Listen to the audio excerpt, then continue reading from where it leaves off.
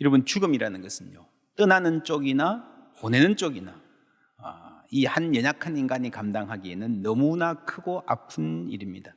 날이 저무는 일, 비 오시는 일, 바람 부는 일, 갈립지고 세움 돋듯 누군가 가고 또 누군가 오는 일, 때때로 그 곁에 골똘히 지켜섰기도 하는 일, 다 공부지요. 말하고 나면 좀 견딜만 해집니다. 오늘 말씀은 사라의 죽음입니다. 오늘까지 아브라함 강해 일단락하고 8월에는 에베소서 강해 시작하겠습니다. 1절 2절 함께 읽을게요. 사라가 127세를 살았으니 이것이 곧 사라가 누린 햇수라. 사라가 가나안 땅 헤브론 곧 기럇 아르바에서 죽음에 아브라함이 들어가서 사라를 위하여 슬퍼하며 애통하다가 127년 살고 죽은 아내를 137세의 남편이 사별하는 장면입니다. 이렇게 오래 살아도 슬플까요?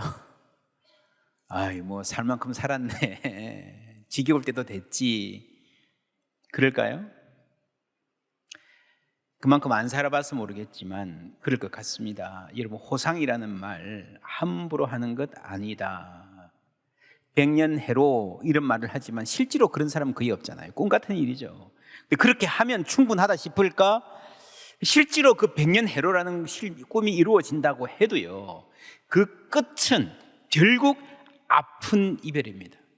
모든 인생의 끝이 사무치도록 아프고 시린 것은, 부족하다 싶은 것은 인간의 마음이 본래 영원을 사모하도록 지어졌기 때문입니다. 아브라함 이야기를 읽으면서 사라가 먼저 죽는 이게요, 사실은 약간 의외입니다. 왜냐하면 아브라함이 더 나이가 많잖아요. 주로 여성들이 더 오래 살잖아요. 그렇죠? 근데 왜 그러셨을까? 하나님이 하시는 일이라 누구를 먼저 불러 가신들 우리가 이유를 알 수가 없지만, 아마도 사라를 앞서 보내게 된 것은 아마도 아브라함에게 중요한 공부가 남아있기 때문이 아닐까 생각해 봅니다. 지난 주일 이삭이 죽일 뻔한, 자신의 손으로 이삭을 죽일 결심을 하는 아브라함 보았습니다. 이게 쉽지 않은 경험이었지만 그만큼 큰 공부, 그 결과 아브라함은 한층 높은 차원으로 올라설 수 있었고 멀리 바라보는 시각을 갖게 되었다 했습니다. 이제는 그 다음 공부, 아내의 죽음입니다. 이런 배우자의 죽음 어떨 것 같습니까? 수십 년 동안 삶의 호흡을 함께했고 모든 고민과 아픔, 기쁨과 희망을 함께한 사람인데 더 이상 세상에 없다는 이 자각은 세상의 모든 것을 다시 보게 만듭니다. 다른 시각으로. 무엇보다 우리 인생 정말 한순간일 뿐이다라는 깨달음이 올 것입니다.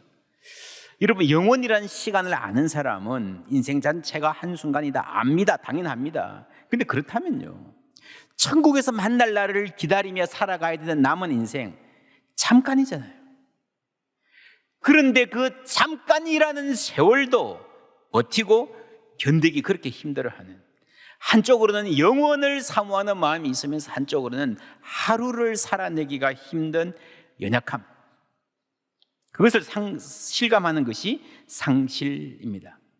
상실이라는 말은 본래 내 것이었던 것을 잃어버렸다는 말입니다. 우리가 무엇을 획득하든 손에 넣는 것은 힘듭니다. 이게 웬일이지? 이상한 일을 당한 듯이 충격받는 우리에게 성경은 말합니다. 고린도전서 4장 7절 함께 읽습니다. 누가 너를 남달리 구별하였느냐? 내게 있는 것 중에 받지 아니한 것이 무엇이냐? 내가 받았은즉 어찌하여 받지 아니한 것 같이 자랑하느냐? 내게 있는 것 중에 받지 않아야 하는 것이 무엇이냐? 너의 실력이든 너의 학력이든 사랑하는 가족이든 직장이든 내 건강, 내 생명까지 하나님이 은혜로 주신 것임을 믿습니다. 이것을 잘 모르다가 상실할 때예요. 그래도 지혜로운 사람은요, 상실할 때야 알게 되는 거예요. 오늘 사라의 죽음을 맞은 아브라함, 지난주일 말씀에서 이삭의 죽음을 눈앞에서 실감했습니다. 그 전에 이스마엘과 하갈이 죽음 직전까지 가는 경험 했죠. 그 전에 소돔과 고모라의 죽음들을 눈을 들고 목도해야 됐습니다. 그래서 삶을 보면요, 계속해서 죽음을 경험하는 거예요. 나의 죽음이든 남의 죽음이든. 그 전에는 전쟁에서 승리한 적이 있습니다. 여러분, 전쟁이 뭡니까? 죽고 사는 것이 칼 끝에서 0.1cm 차이로 지나가는 거예요. 죽음이란 게 그런 겁니다. 전쟁이 그런 겁니다. 그 전쟁에서 1cm 차이로 이겼다면 생명을 얻은 것입니까? 죽음을 이긴 것입니까? 모든 개선식은 장례식이다. 나의 승리는 누군가의 패배이고요, 나의 개선식은 다른 이들의 장례식입니다. 오늘 나의 웃음은요, 다른 어떤 부모들의 눈물인 거예요. 하나님 입장에서 생각해 보세요. 다 아픈 일입니다.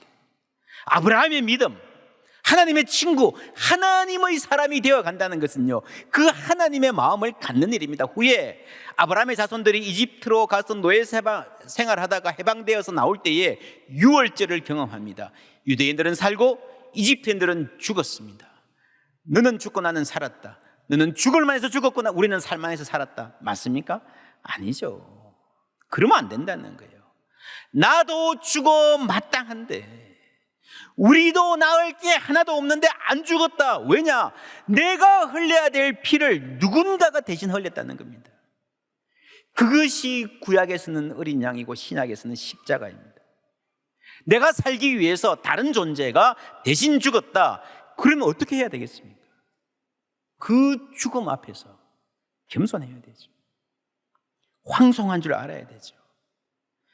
여러분, 대체로 사람들은요, 죽음 앞에서 조금 진지해지고 겸손해집니다. 장례식을 마치고 교회에 처음 나오시는 가족들 만나면요, 대부분 그렇습니다. 평소에 알지 못했던 예의와 품격이 있습니다. 깊은 평안이 느껴지는 가정들도 많습니다. 이 날이 참 중요한 순간입니다. 상실이라는 경험을 하고 나서 하나님 앞에 서서 예배하는 이 순간, 새로운 시각으로 영혼을 바라보고 잠깐 더 살아가야 될 이 날들을 이어갈 수 있는 힘을 얻게 되는 기회입니다. 그래서 성경은 말합니다. 초상집에 가는 것이 잔치집에 가는 것보다 나으니, 뭐라고요? 모든 사람의 끝이, 예외 없이 모든 사람이 가야 할 길이라는 겁니다.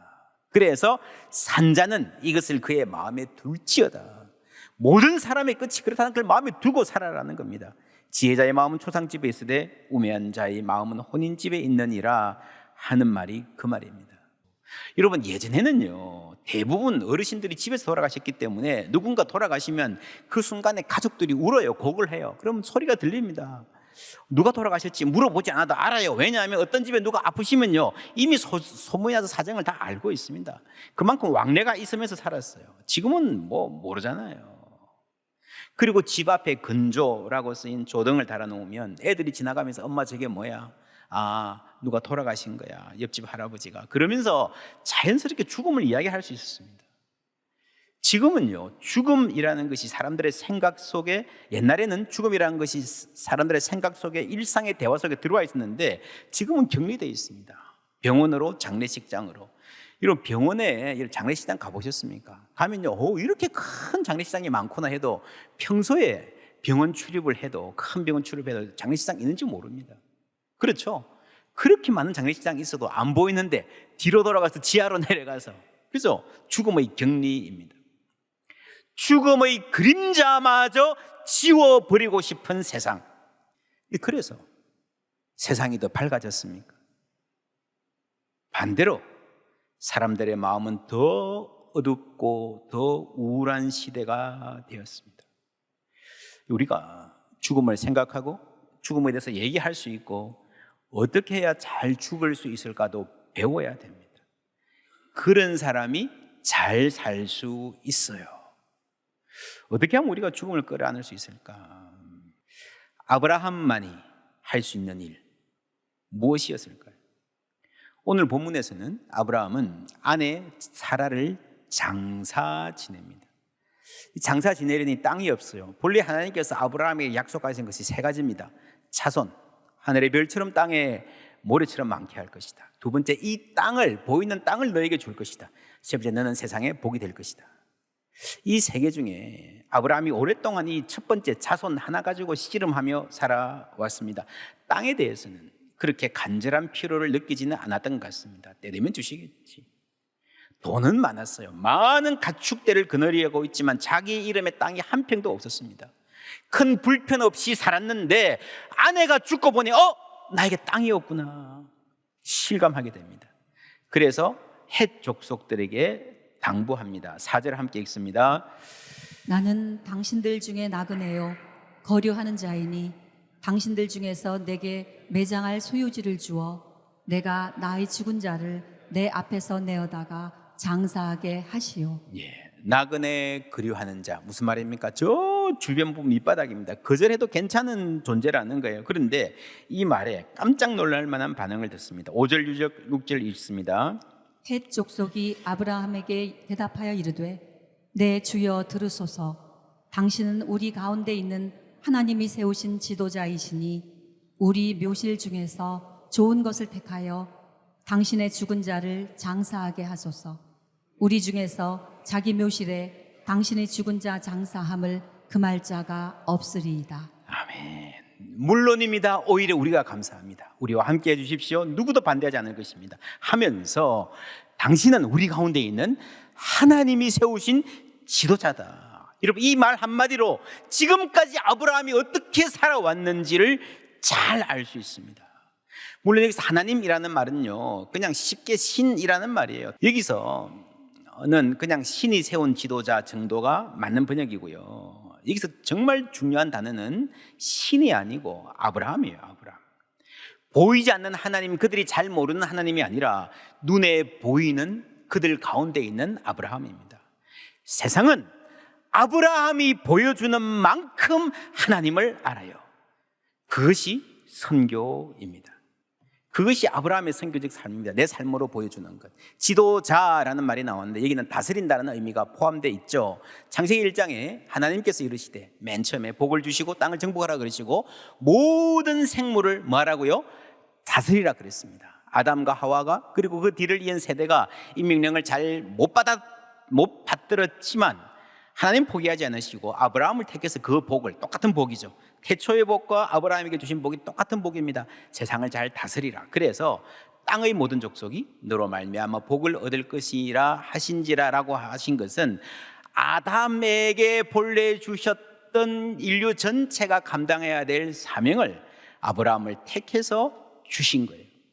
그런데 이제 보니 아브라함이 이제 생애를 정리할 때가 쯤 되니까요. 아브라함이 세상을 지도자, 다스리는 존재가 되어 있습니다. 그러니까 이 말씀은 아브라함 인생의 사명이 성취가 되는 장면이라고 볼 수 있습니다. 아브라함도 이런 반응 기대하지 못했을 거예요. 그런데 사라가 죽고 보니까 그제서야 우리 집안이, 내 인생이 사람들에게 어떻게 인식되어 있는가가 보이는 거예요. 여기서 아브라함이 돈을 주겠다 그랬는데 저쪽에서 괜찮습니다, 그냥 가지세요 그럽니다. 당신 같은 분이 우리 가운데 땅을 가지고 사는 것 자체가 우리한테 엄청나게 복입니다. 인생 잘 살았죠? 여러분 부럽지 않으십니까? 내가 이런 사람이야, 나는 이 정도 인정받는 사람이야, 사람들이 알아줘, 그게 아니고요, 나로 인해서 하나님이 드러나는 거예요. 여러분 인생 잘 살았다, 뭐가 잘 사는 겁니까? 하나님을 알고 하나님을 알리는 것, 그것이 복이에요. 그게 사명이에요. 그것이 선교입니다. 그냥 가지세요 하는데, 땅을 그냥 가지세요 하는데 아브라함은 기어이 값을 지불합니다. 다스리지만, 그냥 취할 권리가 생겼지만 그 권리를 쓰지 않고 양보하고 값을 지불합니다. 그리고 7절에 아브라함이 일어나 그 땅 주민 헷 족속을 향하여 뭐라고요? 몸을 굽히고, 당신은 위대한 지도자입니다 라고 추앙을 받아도 정중하게 몸을 굽히는 겁니다. 다시 12절에 몸을 굽혔다는 말이 다시 한 번 더 강조됩니다. 그래서 여러분, 다스리라 라는 이 말은 네 마음대로 해라, 마음대로 이용하고 착취해라, 그게 아니고 잘 돌보라는 말이에요. 하나님이 세상을 다스리잖아요. 하나님이 사랑으로 돌보시잖아요. 그리고 앞으로 우리 사회 전체가 가야 할 길은 돌봄 사회가 되어야 됩니다. 우리 많은 사람들이 고령화될 뿐 아니라 돌봄이 진짜 필요한 사회가 되어갈 겁니다. 돌봄의 가치를 모르면요, 이 사회는 제대로 갈 수가 없습니다. 그러기 위해서 돌보는 사람은 돌봄을 받는 사람에 대한 존중이 있어야 됩니다.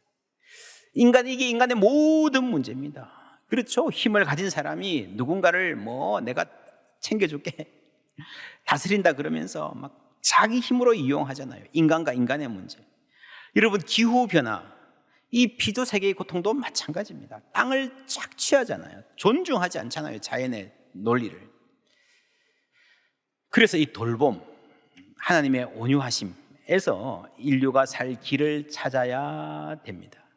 아브라함이 지도자가 되고요, 다스리는 자가 되고 땅을 차지한다 그랬는데, 그 막벨라 굴을 전쟁해서 뺏는 것이 아니고 온유함으로 얻잖아요. 예수님 말씀, 온유한 자는 복이 있나니 그들이 땅을 기업으로 받을 것이며 라는 말씀이 이 부분에서 제한적이지만 이루어지는 거예요. 온유한 자가 땅을 차지하는.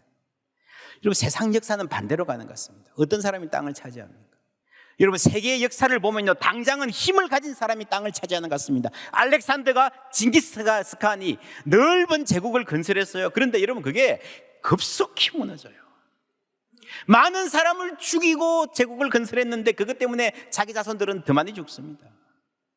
여러분 아십니까? 알렉산더는 그 넓은 땅을 차지하고요, 32살의 나이에 사망했습니다.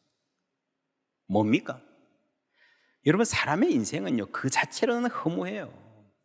아무리 넓은 땅을 차지해도, 아무리 오래 살아도, 100년 해로 한다고 해도 그것 자체로는 허무합니다. 큰 성공했다 해도 아니요, 큰 성공하고 높은 자리에 올라가면 올라갈수록 인생의 허무감은 더 진하게 다가올 거예요. 여러분, 아브라함이 온유한 사람이었는데, 온유한 자가 누굽니까? 누가 온유해질 수 있습니까? 아브라함은 하나님의 친구라는 별명으로 불렸습니다. 하나님의 친구는요, 아브라함 인생의 가장 소중한 가치를 집약한 개념입니다. 하나님과 친구돼서 오래 함께 가다 보니요, 하나님을 닮아가는 거예요. 할렐루야. 여러분, 신앙생활은 절대로 내가 착하게 살려는 노력 아니에요. 아주 단순합니다. 하나님과 예수님과 함께 사는 것입니다. 그렇죠? 임마누엘, 그게 임마누엘의 구원이에요. 그러다 보면 하나님 닮아서 자연스럽게 온유하게 되어 가는 거예요. 여러분, 하나님과 함께 사는 것을 영성이라고 하고요, 착하게 살고 존경받는 것을 윤리라고 합니다. 둘 다 중요하지만 언제나 영성이 먼저예요. 성령이 함께 하시는 삶의 열매가, 영성의 열매가 윤리인 겁니다. 그것 없이, 하나님 없이 윤리만 앞세우면요, 율법주의가 되죠. 선교도 마찬가지입니다. 선교를 앞세우면요, 이게 사업이 되고요, 프로젝트가 되고요, 업적주의로 빠지고 마는 거예요. 아브라함의 생애를 보면 업적이라 할 만한 게 거의 없어요. 오늘 이 말씀, 아브라함만이 할 수 있는 일이 뭔가 보자 그랬는데 뭐 합니까? 아내가 죽었다? 장사 지낸다. 그거 누구나 하는 거예요. 그렇지 않습니까? 아브라함이라고 특별히 하는 게 아니에요. 누구나 하는 거예요, 누구나. 그런데 그것을, 누구나 하는 그 일을 하나님의 방식으로 하는 겁니다. 선교적 삶이란 하나님을 위해서 무엇을 하는 것보다 그 모든 것을 하나님과 함께 하는 것이 신앙의 요체예요. 아브라함이 어떻게 했습니까? 정중하고 온유하게, 그리고 영원을 바라보며. 아브라함이 이 막벨라 굴, 여기에 땅을 확보하고요, 묘지를 만들어 놓은 것이 지금은 뭐 그랬구나, 뭐 잘했네, 지나갈 만한 말이지만 이것이 뒤에 자손들에게는 엄청나게 중요한 기준점이 됩니다. 이 손자 야곱이 이집트에서 죽거든요. 그러니까 잘 나가는 총리의 아버지가 죽었으니 국상을 하는데 야곱이 나는 그 막벨라 굴에 가서 묻어달라 그러는 겁니다. 그 엄청난 국상 행렬을 이끌고요, 이집트에서 막벨라까지 가요. 여러분 생각해보세요. 그게 얼마나 엄청난 행사겠습니까? 우리가 5일장 7일장 국장해도 온 나라가 그죠, 거기 막 그냥 난리인데 거기까지 갔다 오는 게 얼마나 엄청난 행사였겠습니까? 그죠? 거기서 여러분 이집트 백성들이 무엇을 보았으며 이스라엘 자손들이 무엇을 배웠겠습니까? 그 자체가 엄청나게 중요한 신앙의 도전이 되는 거예요. 그게 거기에 무덤이 없으면 안 되는 거잖아요. 그리고 더 놀라운 것은 요셉의 유언입니다. 창세기 50장 24절부터 읽습니다.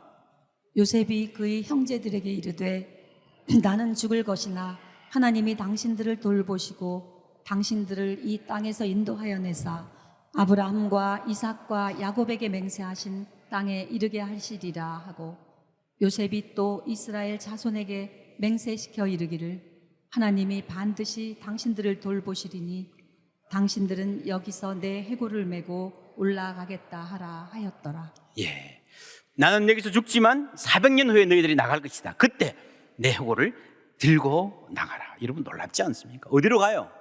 어디로 가요? 막벨라 굴이 있잖아요. 그때 땅을 확보해 놓지 않았으면 여기 돌아갈 기준점이 없는 거예요. 아무 근거가 없어지는 겁니다. 아브라함은 이때를 내다보는 거예요.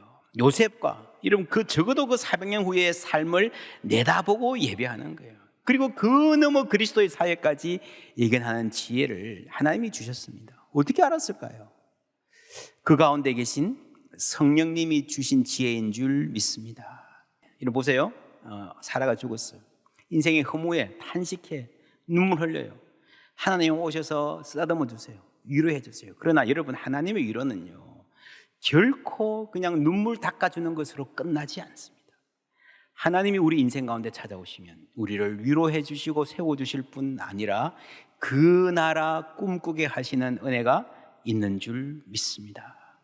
영혼을 볼 수 있는 눈을 열어주시는 거예요. 사람이 영혼을 알면요 이 오늘을 살아가는 태도가 바뀝니다. 여러분 생각해 보세요. 이 세상 것이 전부라 그러면요 양보 못합니다. 어떻게든 이겨야죠. 한치의 양보도 없이 속여서라도 죽여서라도 빼앗으려는 이 역사 가운데에, 전쟁하고 약탈하고 서로 죽이는 이 역사 가운데에 다른 방식으로 살아가는 하나님의 백성, 영혼을 아는 백성이 창조되는 거예요. 할렐루야. 예. 그 나라를 꿈꾸는 사람은 다르게 살 수 있습니다. 영혼을 사는 사람, 이 세상의 것이 전부가 아닌 줄 아는 사람이 이 세상에 복이 됩니다.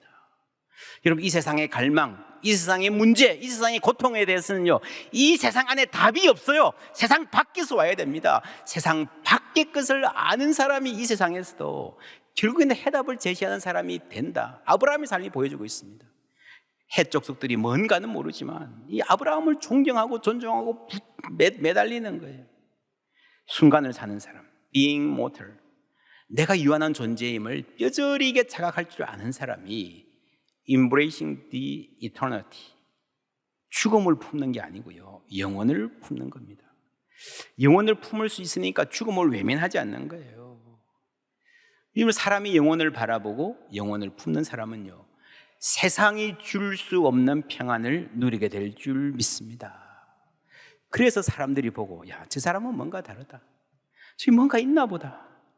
그게 여러분 잘 보이려고 노력한 결과가 아니라 앞서가려고 경쟁하고 스스로를 괴롭히며 살아가는 이 세상에서 그렇게 아둥바둥 안 살아도 하나님 안에서 평안을 누리고 살다 보니까 당신은 하나님이 세우신 지도자입니다.